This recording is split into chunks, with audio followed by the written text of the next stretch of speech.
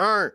Retirer ou reconfigurer toute piste cyclable qui dérange, que j'appelle improviser, qui sème le chaos, de façon à ce que ce soit logique, vive à Montréal et que tout le monde comprenne que autant piétons, vélos, autos, transports en commun, policiers, pompiers, ambulances, que tout le monde ait accès de façon logique. À Montréal, c'est une métropole. Il va falloir que quelqu'un le comprenne. Je ne sais pas si les deux candidats qui se présentent à Montréal face à Action Montréal sont au courant. Aujourd'hui, les pistes cyclables, parce qu'il y a une déclaration qui vient d'être faite de façon officielle par la nouvelle chef du parti Ensemble Montréal, qui dit, contrairement à ce qu'elle disait en 2024, on va augmenter le nombre de pistes cyclables à Montréal. Maintenant que la campagne électorale s'approche à Montréal, je pense qu'elle change d'idée. Et la nouvelle qui vient de sortir le 11 août, selon la presse, Soraya Martinez Ferrada aurait dit, pour régler le problème, on va créer un audit complet. Ouais, un audit complet, ça se résume à, on va créer un comité, puis un comité, quand on en crée un, là, lui, il veut avoir des racines. Des racines, c'est simple.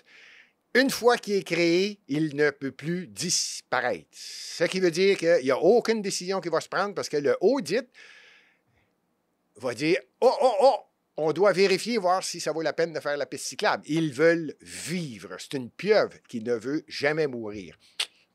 Très triste. Contrairement à cette position de Soraya Martinez, je répète, qui était députée dans Hochelaga, qui malheureusement est probablement un des arrondissements les moins bien traités au cours des 8 dernières années. C'est elle qui représentait Hochelaga au fédéral. Elle vient de décider qu'elle serait mairesse de Montréal. Et elle va ajouter des audits.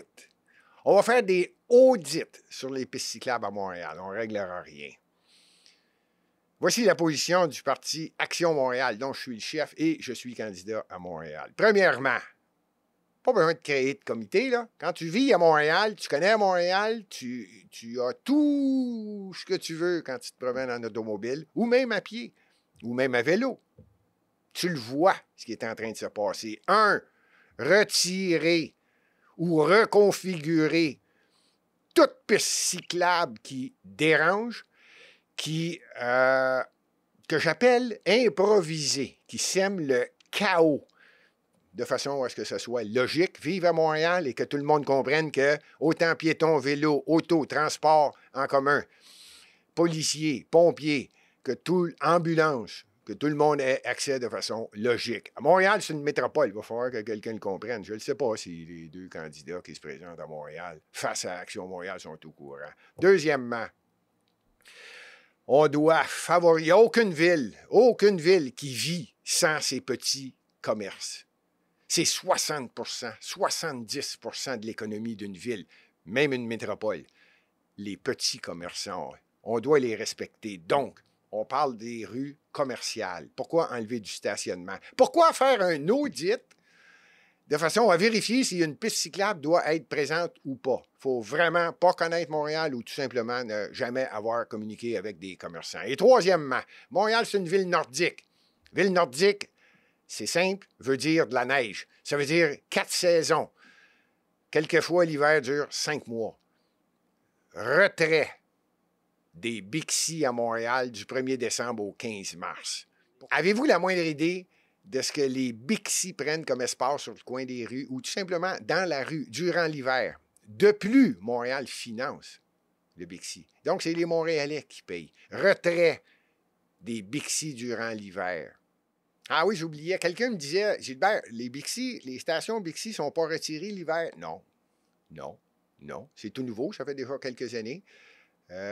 La direction de Bixi a annoncé en grande pompe, avec l'approbation de la direction à Montréal, les élus de Montréal, que désormais, on enlève les pneus d'été et on met des pneus avec des clous durant l'hiver.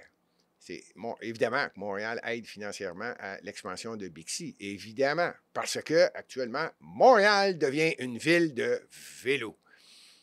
La même personne me disait, Gilbert, est-ce que tu prévois faire un projet pour dire qu'il va y avoir désormais des pistes pour auto? Merci, bonne journée.